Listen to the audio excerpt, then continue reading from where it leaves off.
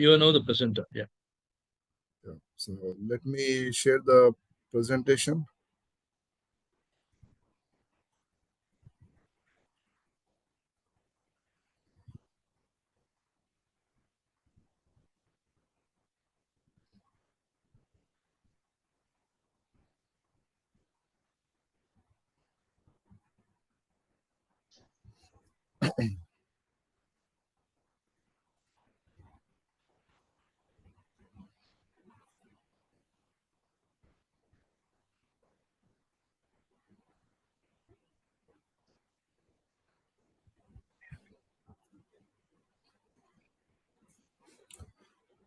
Can you see the screen, Subbu?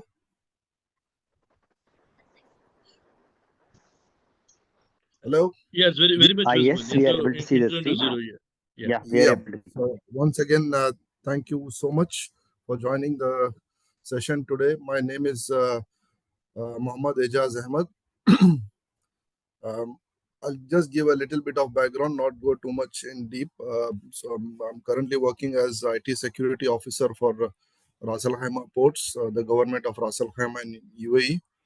Um, I've been in the region for about 17 years. Prior to that, I worked in India for about a year. So overall, I have worked in various aspects of security like SOC, ID security management, done little bit of forensics, uh, governance, risk, and compliance based on uh, local and international standards. And these days, I'm also involved in implementing ZTNA or Zero Trust Architecture for the government over here. And that is the reason I was invited by Subbu to share my thoughts on it. I do not consider myself as an expert, but just trying to share information from my side and trying to learn from you as well. So here it is once again. So I've got certifications such as CISSP. Subbu has been my mentor since then. I'm a SABSA certified security architect. Uh, ISO 27001 is my day-to-day activity. So I'm an auditor as well as an instructor uh, for the region. I've been nominated by PECB as an instructor for the region. And then I've got other certifications like CDPO and ethical hacking. So I've got exposure of industries such as oil and gas, construction, transportation, marine, and things like that. So again, my specialties are IT security management, SOC, governance, risk, and compliance. So today we'll be talking about zero trust. So as you know, the networks these days, the enterprise networks, the corporate networks are becoming more and more complex than ever. Like if you compare it with how it used to be 10 years ago or 20 years ago, the difference is we have got cloud primarily, we have got work from home, we have got so many technologies, even we have got convergence with industrial technologies, so on and so forth. So basically, the concept of perimeter is reducing, like controlling the security through perimeters uh, is not working anymore. So this is where uh, zero trust has evolved or has come to picture. So first we will try to understand why the zero trust was coined, and what is the purpose, what is the definition of zero trust, what is not zero trust, and how to implement zero trust. Anyhow, the goal today is just to cover basic understanding of zero trust, little bit going towards zero trust network architecture and implementation. So yeah, so as you see, a single enterprise, will have so many branch offices, multiple networks, its own local infrastructure, cloud services, and mobile users. So this complexity basically has outstripped the legacy methods of perimeter-based network security, because there is no single or identifiable perimeter, which you can directly protect and say, like, okay, if I protect this, my entire network, my data centers, my users, my storage, and everything is protected. So perimeter network security has also been to be, shown to be insufficient because of the emergence of APT level attacks, basically, where, once the perimeter is compromised, the attackers, they stay in the network for months or years, and they move laterally east west, west to east, and then they take the information out, or they cause the damage to the network. So the primary purpose of securing the network is jeopardized when your perimeter is compromised. And these days, compromising perimeter is very easy through a phishing email, uh, or through a malicious USB drive, or so on and so forth. So this complex enterprise network has led to the development of a new model of cybersecurity known as zero trust. So the business drivers of ZTNA, or zero trust architecture, are basically work from home, ransomware attacks, and cloud journey. Before we get too much deep into zero trust, let's try to understand at a very high level what is a zero trust mindset as defined by NIST. So zero trust is a cybersecurity paradigm focused on resource protection and the premise that trust is never granted implicitly but must be continually evaluated. So if you see, it never talks about network directly or a server or information. It says resource protection.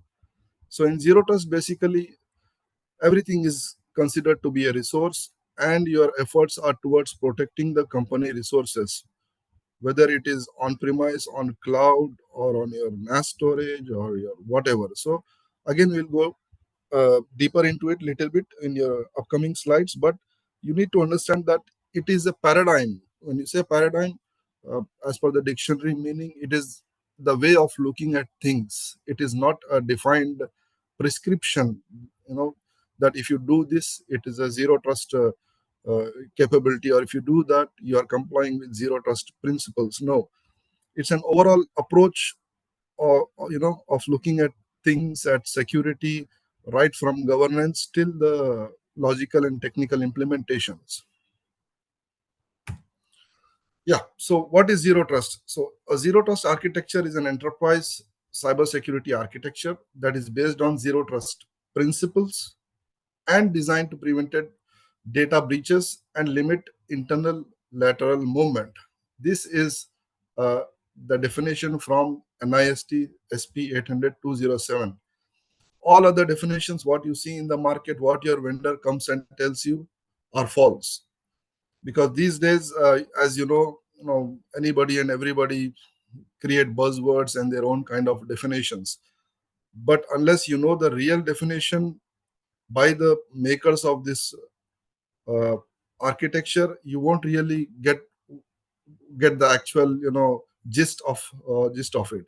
So we need to understand there are three important things that I have kind of highlighted. One is architecture, so zero trust architecture. So, Aijaz, which screen are you? It is we can see only intro to zero trust architecture. That is the first slide. So you are on the same slide or move to next one? I have moved forward actually. Now it is visible. Yeah, now it has moved. Okay, thanks. Yeah, please go ahead. So was it same for everyone or only you? No, it's for everyone.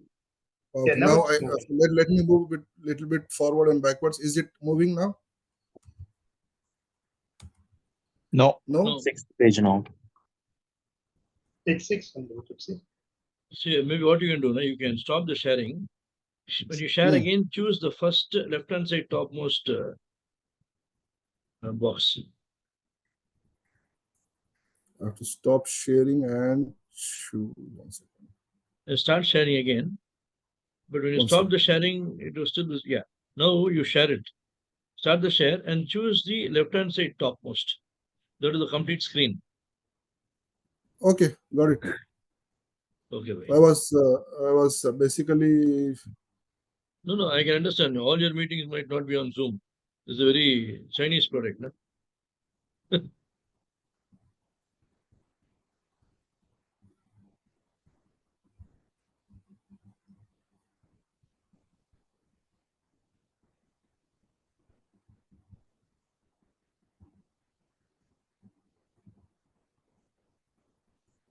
All right.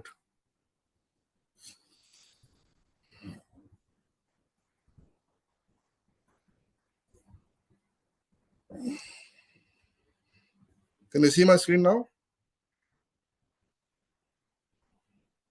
Yeah. It's on 6th page. Now move forward. 7. Yeah. All right. So yeah. So basically, let me recap. So here we were.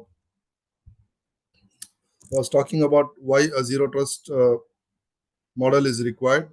So because of the complexities and perimeter that has been ineffective for ages, and the business drivers for zero trust, which is basically work from home, ransomware attacks, and the cloud dependencies. Then we were looking at the definition of zero trust, kind of high level definition, that it is a cybersecurity paradigm focused on resource protection, and the premise that trust is never granted implicitly but must be continually evaluated. So here we are. So what is zero trust? So a zero trust architecture is an enterprise cybersecurity architecture that is based on zero trust principles designed to prevent data breaches and limit internal lateral movement as per the NIST 800-207. So this is the actual description of the zero trust, where there are 3 key elements which I was talking about. One is the architecture, the word architecture. Next is principles. The third one is lateral movement. So I would say these are the main pillars of zero trust. So it's an architecture. It doesn't say that it is a standard or it is a regulation. So what's the difference between a standard and architecture, or a regulation and architecture? So as we all know, standards are meant to be prescriptive in nature, where you have got so and so clauses which says you need to have this, you need to have that, and then sub clauses which will give you a set of protection. But in architecture, architecture is basically a set of principles or an approach. If you look at the real world, let's say a construction or a development, what will an architect do? And it's not the same what a civil engineer does. You know, an architect never constructs a structure. He never implements things. He will just give an overview, or he will be a guiding force. So for example, if you have a requirement to build a hospital, so you approach an architect, correct? So you will say, I want to build a hospital with so and so facilities. I want to cater so and so kind of medical conditions. So architect will make sure that your building is designed to cater those kind of customers and people, whom you intend to. Uh, the hospital facility is entirely different than a shopping mall. A shopping mall is different compared to a hotel. So, for example, a hospital should have an easy access from main road, should have an emergency exit, correct? Should have a different kind of pavements and pathways so that disabled people can enter and leave the building easily. So these are all principles which makes a product or anything that you are designing to fit to the purpose actually, correct? So architecture is all about setting out principles, which is called as conceptual layer. In when you talk of SABSA, so there is something called conceptual layer where you define the principle, and there is a contextual layer where you define the actual controls, and then there is a logical where you design the controls. So once you understand that zero trust is an architecture and not a standard, it will open few windows in your mind, and then we will look at why it was designed to prevent lateral movement.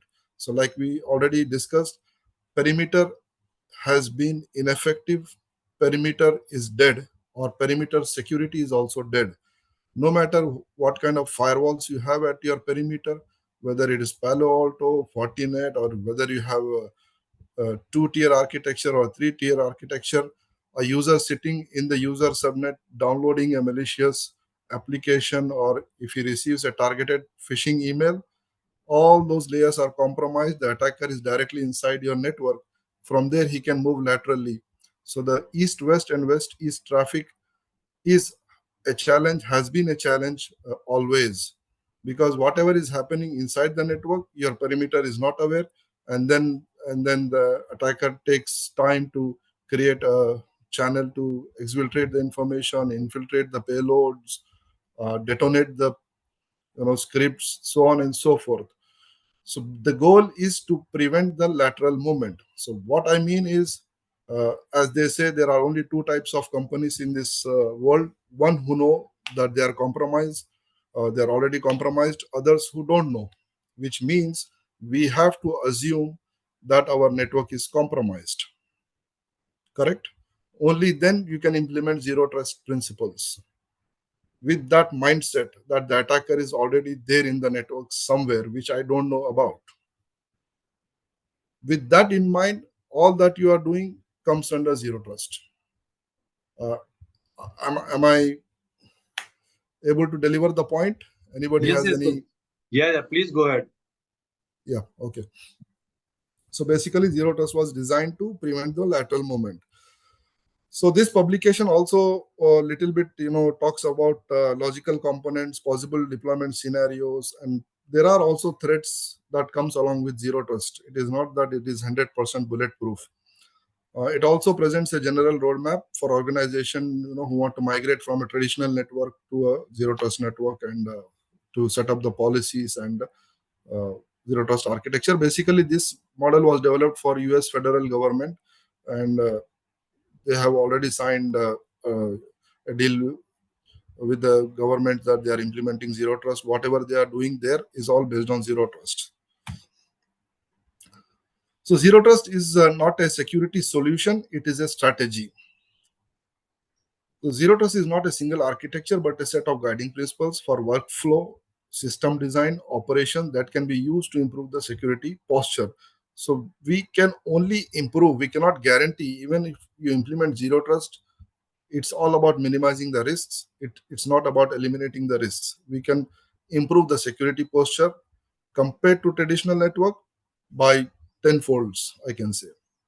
So any organization that has, see, I will tell you, all the organizations in some or the other way, they have got zero trust elements here and there scattered. It's not that we don't have anything, even if you have a firewall, it is partially serving the zero trust strategy, but the way you are utilizing it.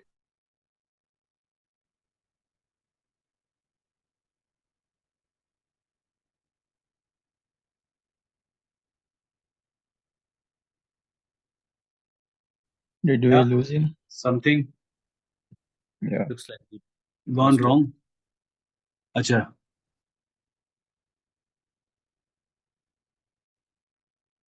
He might have lost. Looks like he is disconnected. Yeah? Yeah.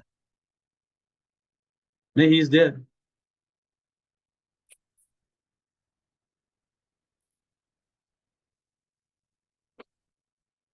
Hello. Hello, am I audible? Yeah, now you are back.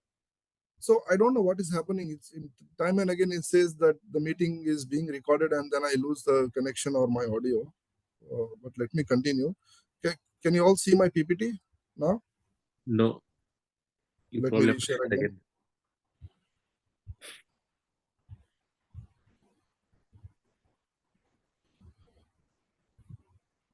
Hacking, zero trust is not there in this network today.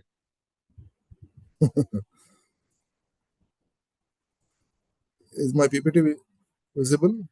Yeah, if you Can you could see put it into the presentation mode, then it should. Yeah, is it fine now? Huh? Yeah. Yep. So again, many organizations have many controls which can be restructured in a way that it gives you a zero trust protection. So there is no such technology that says if you implement this technology, you are complying with zero trust principles. So you have to comply with the approach. You can use your existing technology, existing policies, existing skills. It's all about restructuring it. That's the point I was trying to make. So as you see, we have, let me look at the,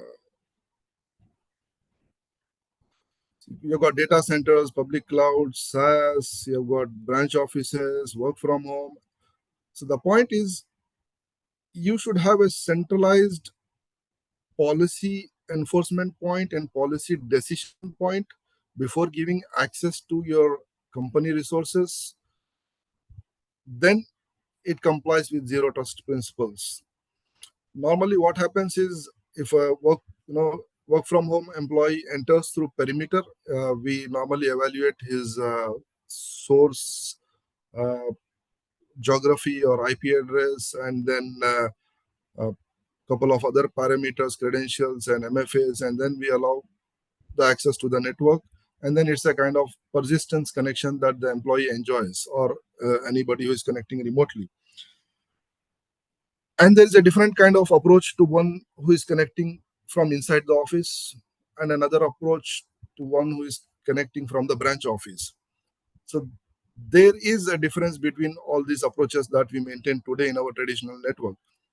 Whereas in zero trust, whether you are inside the network or coming from a branch office or the home, or a traveling user, the set of policies and the evaluation criteria will be the same. Okay, so this is a slide which I got from Fortinet white paper. So this is just an illustrative purpose that the authentication and the authorization for each and every kind of access, no matter how it is coming, it should be consistent. Then we can say that it is something on zero trust principles, as opposed to the traditional ones. I have one question on the Yes. previous slide. There is a hybrid ZTNA perimeter node. Can you explain a bit? The previous slide. Yeah. This one? Hybrid zero trust. Yeah.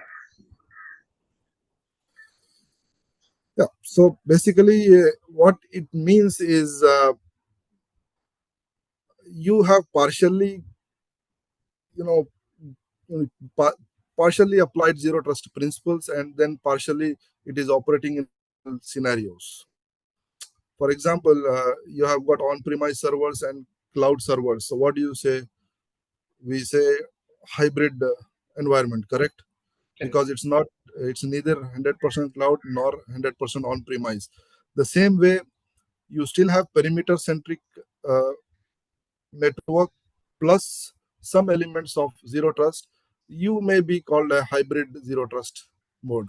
Okay, thank you. And if you ask me, see, we are working with around 23 government entities in the region. I'm a part of it, actually. Everyone is a hybrid zero trust compliant organization, because in some or the other way, we are already implementing some zero trust concepts.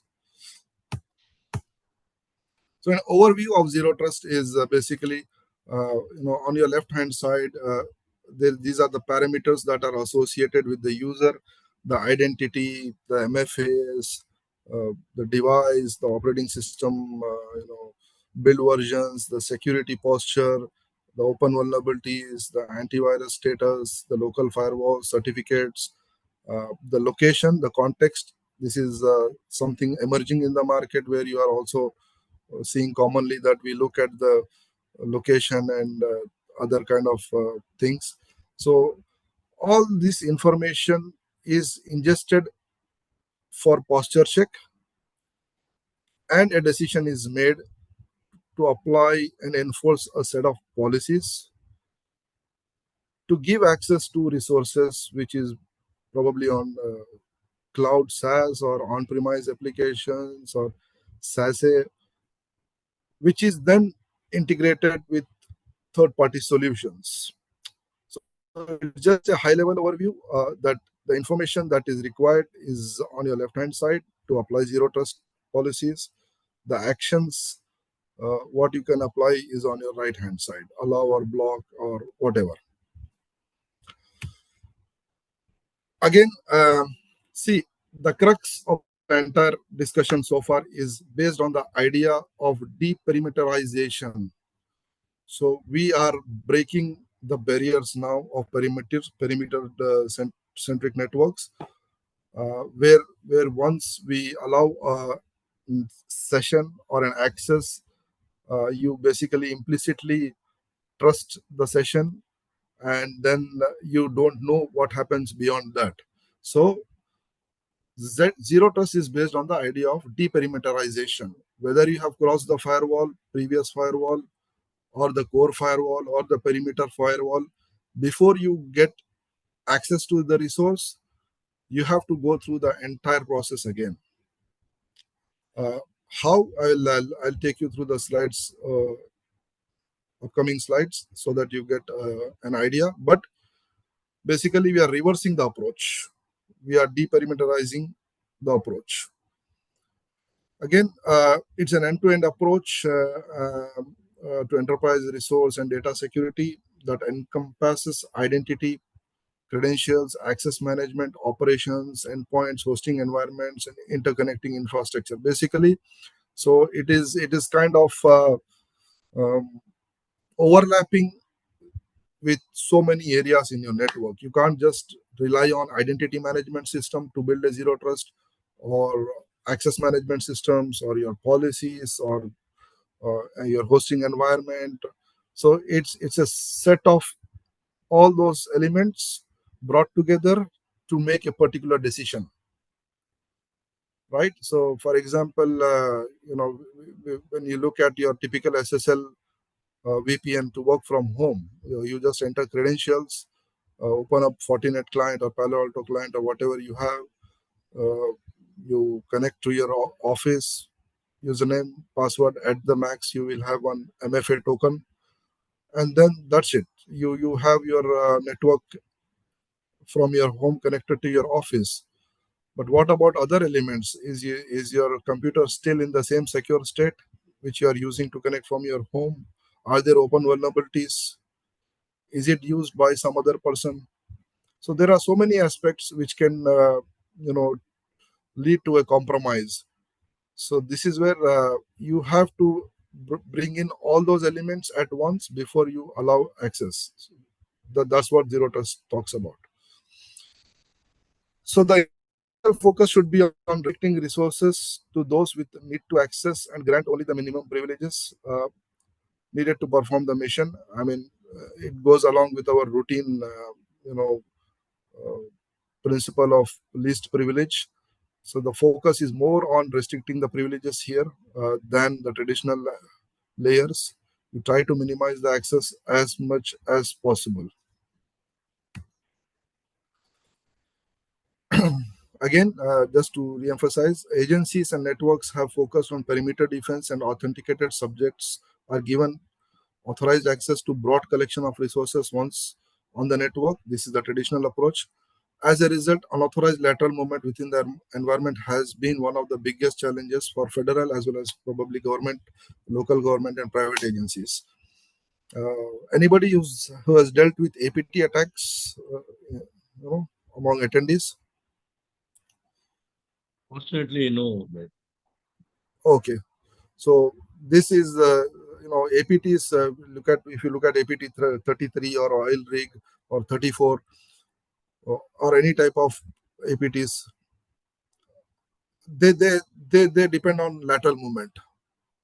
Perimeter, they don't consider it as a form of security. They get into your network, they move east west west east towards your critical resources, plant scripts, plant payloads, create reverse shells, create backdoor accesses, and that leads to a very big loss to a country, or to a government, or to an organization. So that is the reason why zero trust has evolved.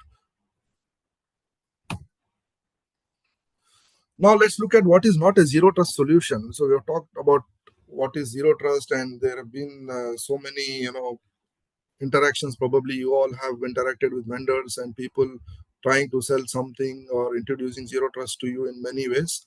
But let's identify what is not a zero trust. So zero trust architecture cannot be solved with a single vendor solution. While everyone is claiming to have a zero trust solution, it is the enterprise that has to decide what vendor solutions will help towards achieving a zero trust architecture.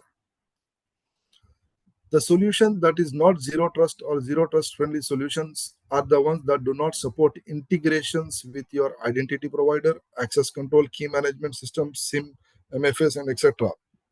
So basically, any security control that you are implementing in your network, if it cannot talk to other security controls, it is not a zero trust capable solution. For example, if your identity management system cannot talk to your firewall, or if your firewall cannot talk to your let's say VPN solution, and if the VPN cannot talk to your MFA solution, then they are not capable of giving you a zero trust strategy. The entire approach is built upon encompassment of various technologies, various controls, and integrations with each other. So the litmus test for any security solution to see whether it is a zero trust capable or no is to check how many integrations it can support. Can it talk to my SIM? Can I send the logs to my SOC? Can it talk to my source solution for automation? So all those things that comes around with zero trust should be supported by a solution. Otherwise, there is no certifiable standard that says that it's a zero trust solution. I have myself counted so many vendors and meetings where they were trying to sell something or sell an idea that this will help you with zero trust. A simple question can lead to a large, arguments whether it's a zero trust or no. Now, let's look at the definition of zero trust and zero trust architecture. I'm still not talking of zero trust network architecture, if you see, because we need to first understand what is zero trust approach, what is a zero trust architecture. Then it goes towards zero trust network architecture. So a zero trust is basically provides a collection of concepts and ideas designed to minimize uncertainty in enforcing accurate least privilege per request access decisions in information systems and services in face of network which is viewed as compromised. So if you look at the last sentence, in the face of a network viewed as compromised. So this is the definition from the NIST document actually. So the concepts. One question. In the first statement, when you explain, does it mean that we need to always assume the network is compromised? Yes, exactly. Okay. Even if you implement a solution, post-implementation, still you have to assume that there is some, element of risk in the way, and there is some element of the network that's always compromised. Only thing is it is not detected yet, right? Yes. Okay. Now, your good name again? Mohan. So, see, if I ask you a simple question, is your network compromised? What will be your answer? Until I know, it is no. Until I get to know it is there is a compromise, I would like to claim that it is perfect. It's not compromised. At least that's what I would tell my management. Now this will not work. Now you have to say most likely it is compromised, and it's not a shame. I have met so many people, because this is the new world where you have to assume your network is compromised. Even when I meet my stakeholders from top, I clearly tell them, the board members, the philosophy of network security and information security has changed. even the business has to assume that the network is compromised. It's just that we don't know about it. But I have a question. Doesn't it Yeah. contradict our own standards that an organization, as an organization, we or as an organization, we are implementing, say, for your ZTA or, for example, in cloud world, it's all encrypted. So will it not reflect that, like an contradictory to what we claim as an organization, as a cloud provider? Yes, see, I completely agree with you. You have to be a little bit cunning in planting that idea. Okay. It's not that you will directly tell them in the face, your decision makers or the boards, that our network is compromised. You have to tell them in a way that they understand, so that they support your initiatives related to zero trust. It only comes with experience. You have to understand the way they take things and their mindset, whether it is CEO or CFO, whoever is looking at information security department or budgets. So it all depends from case to case, but you have to deliver the message, or else how you will implement zero trust? Tell me. It's actually a win-win situation for security professionals. There were people who used to paint a rosy picture. Oh, sir, you approve this firewall, you approve that PAM, your network will be secure, and then there is a ransomware attack or there is an extortion or something. That doesn't work. Eventually, every network will lead to compromise sooner or later. So we have to handle it in a diplomatic way, because as a cybersecurity professional, you need to learn diplomacy as well. Getting my point? Maybe in some organization it's not possible at all.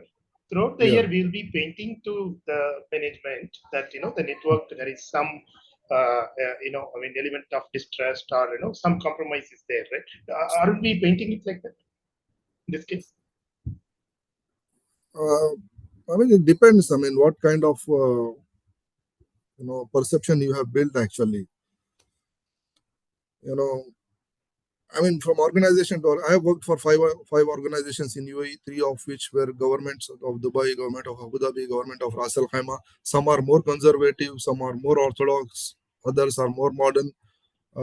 But if you are talking about zero trust, you have to plant the idea that the networks are not secure anymore, and we are working towards securing it and minimizing the risk. That's how it works, right? Post implementing the zero trust architecture or a combination of solutions, what would you present? Will you still say that there is some risk in the network, or with zero trust implemented we are safe? Yeah, it's about bringing a paradigm shift actually. See, I will tell you one example. Like in one of the organizations I was working, there was an attack, and the director there was like, "We are ISO 27001 certified." No, it is wrong. Your incident report is wrong. There cannot be an attack. Correct? You're getting my point, right? Got it. So you have to take it that way, and build a vision actually, a vision that is like 1 to 3 years of strategy, of restructuring policies, of restructuring network and investing basically. You have to get the buy-in accordingly. Otherwise, if you are already ISO 27001 compliant, let's say, or whatever standard your organization follows, but it is not helping you comply with zero trust, right? It is not. Completely agree. Please proceed. Thank you. Yeah, so that's what I'm saying. Anyway, so coming back to this, so zero trust architecture is an enterprise cybersecurity plan that utilizes zero trust concepts and encompasses component relationships, workflow planning, and access policies. It's a bit complex statement, but I put it on purpose so that you understand the complexity. So you need to basically understand the relationship between components and different security controls, and plan the workflow and integrations and policies. The focus is on authentication, authorization, shrinking implicit trust zones while maintaining availability and minimizing temporal delays in authentication mechanisms, which means the focus is still on authentication and authorization, and we are minimizing implicit trust zones. What is implicit trust zone? If you have traveled to airports, after you get your boarding pass, you go towards immigration check, correct? Up till then, there's a lot of scrutiny. People are checking about your stuff, about you, asking random things. But once you get through the immigration, where you are subject to evaluation of your passport validity, your visa for your destination, and probably your CID clearance is already there in the immigration system. So it is kind of an overall profile that they are building, and then they are deciding whether you are allowed to get inside that zone, which is the boarding gates. Once you get into the boarding gate area, you see that you're free bird, right? Nobody comes to you asking for anything about your baggage weight, about your passport, or nothing. So this area is an implicit trust zone. Everybody trusts you because they know you have been through all those checks. Now in traditional network, this is what is happening. Once you authenticate your computer onto the network, or once you connect via VPN to your corporate network from your home, you are being given an implicit trust zone, a large trust zone, where you are able to connect to any server or any service or a web application, anything. This is what is causing the problem. So we need to minimize this implicit trust zone area. Okay, even if somebody is authenticated, he has to be limited to a particular set of accesses, not complete accesses. For example, when you enter the boarding gates area, if there are 30 gates, you can go to any gate, right? Whereas my aeroplane comes at gate number 10, I can still go to gate number 1, or I can go to gate number 30, east to west, west to east. This can lead to problems. I may commit a crime. Is there any question?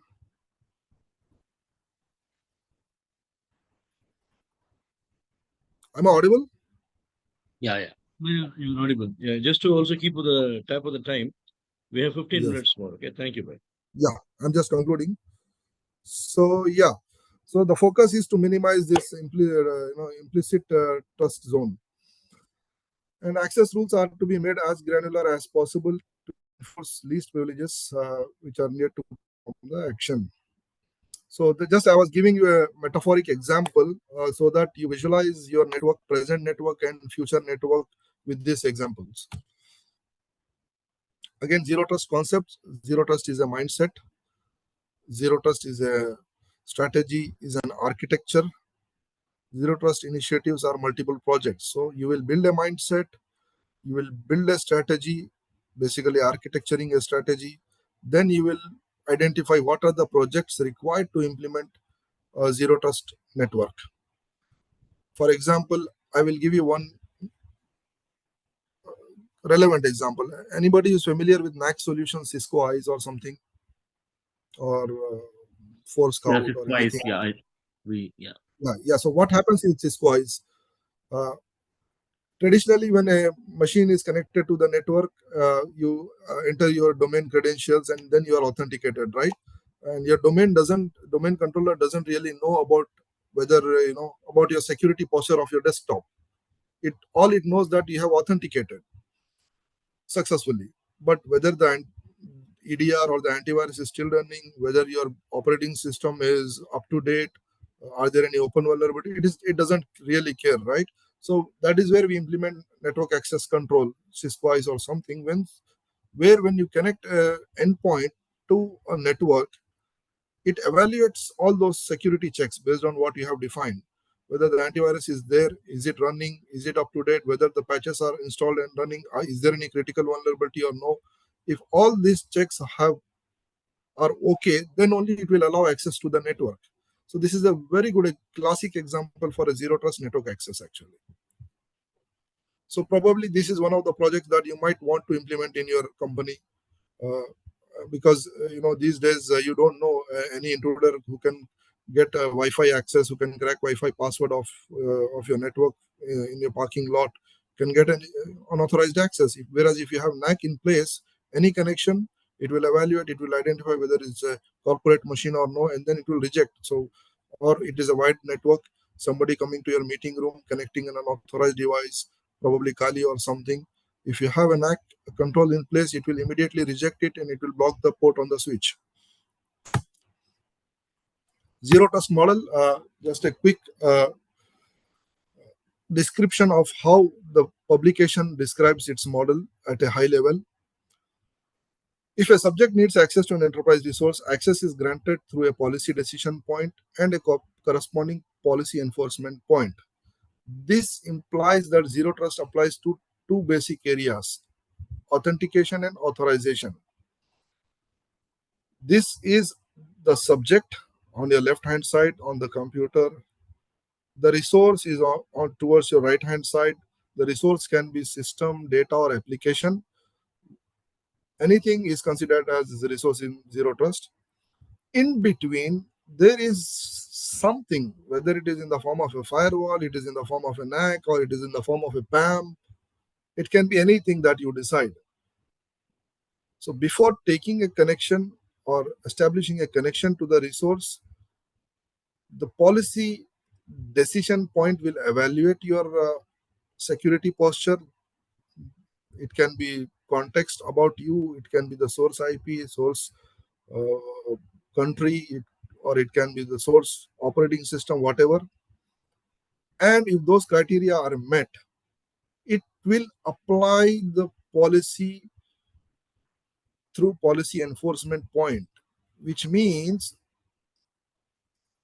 the resource is not applying the policies. The resource is not giving you the authentication or allowing you the authentication.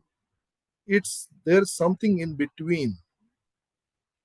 Whereas in your traditional network, the server itself will authenticate you, and the server itself will apply the permissions on the resources. Correct?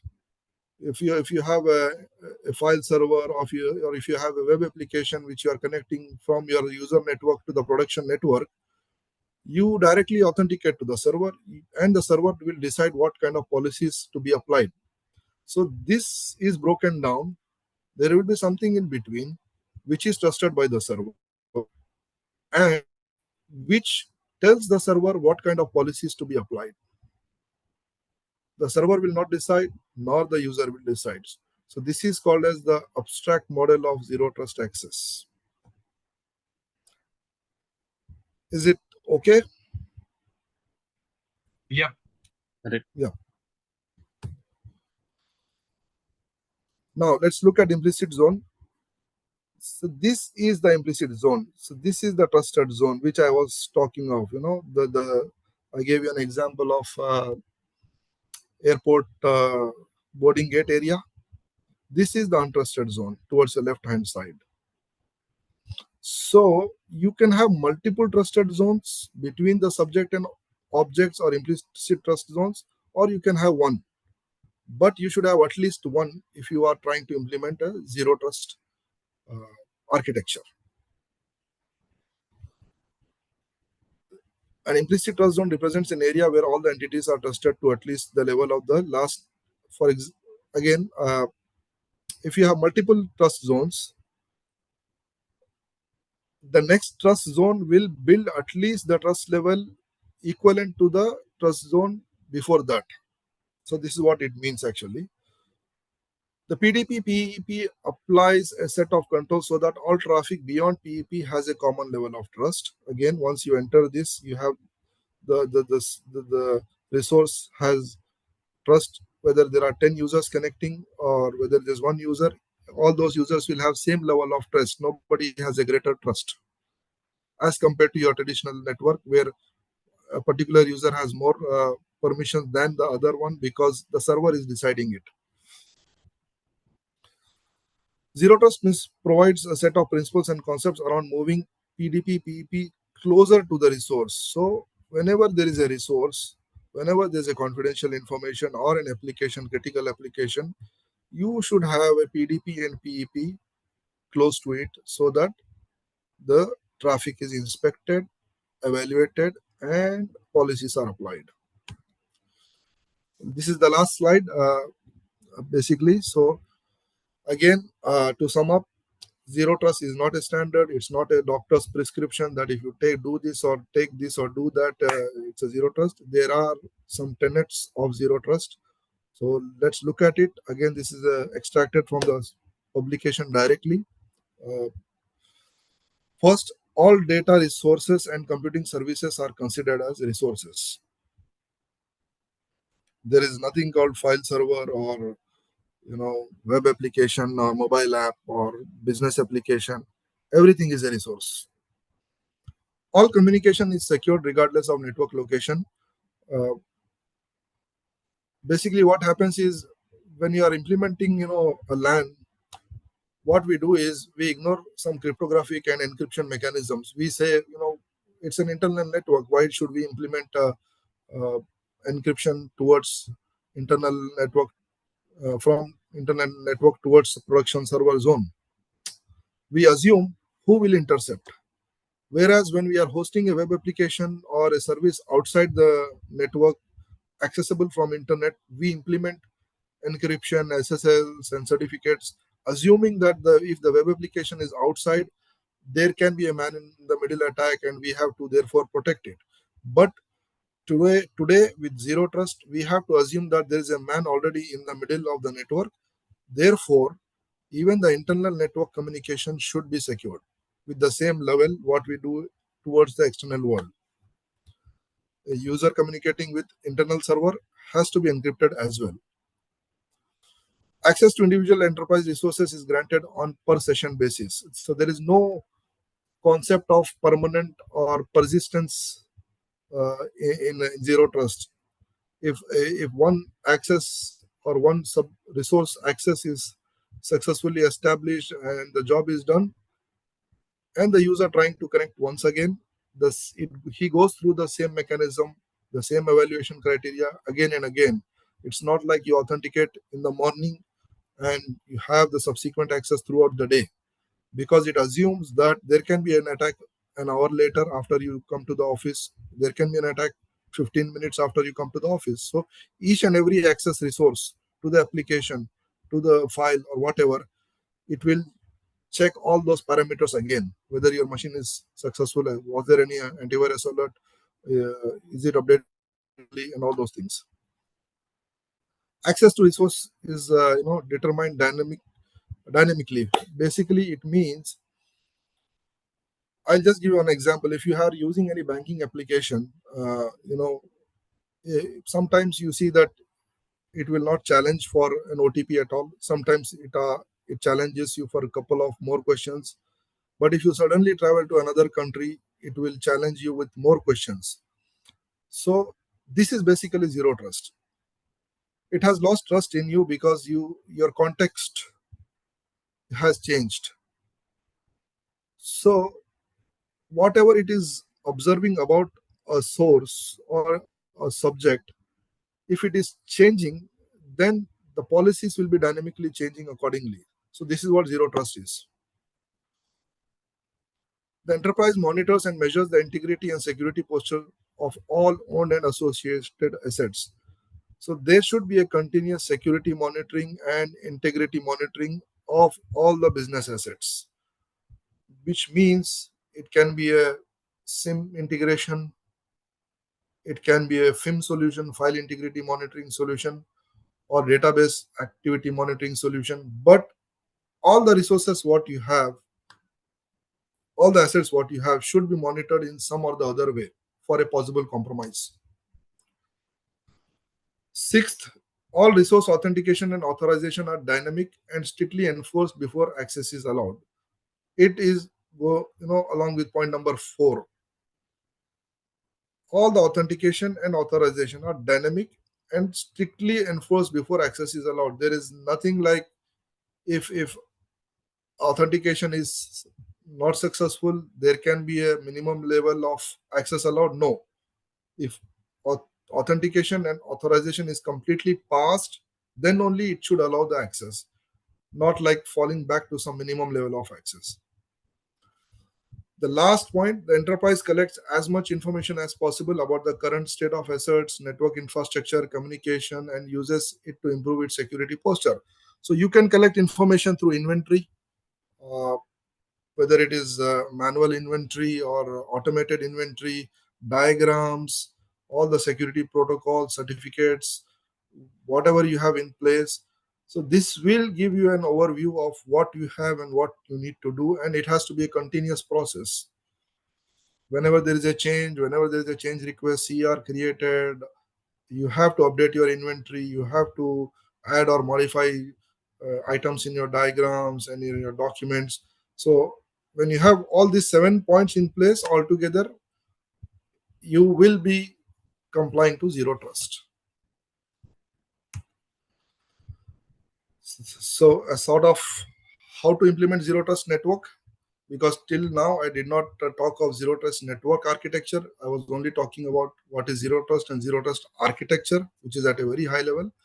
Again, building a zero trust network is also the same thing. You have to identify users, you have to identify the devices, you have to control endpoints regardless of their location. That's it for today. Thank you so much. I hope it was informative, and thank you to Subbu for giving me this opportunity.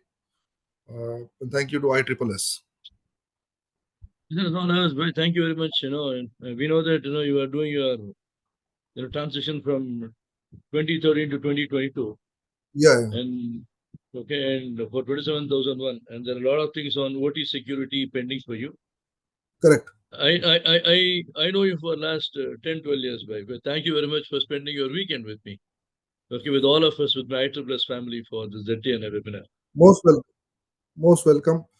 I'm looking forward to collaborate and connect with you all and learn from you all as well. Let me know if there is something that I can help you with, and we can professionally take each other on next level.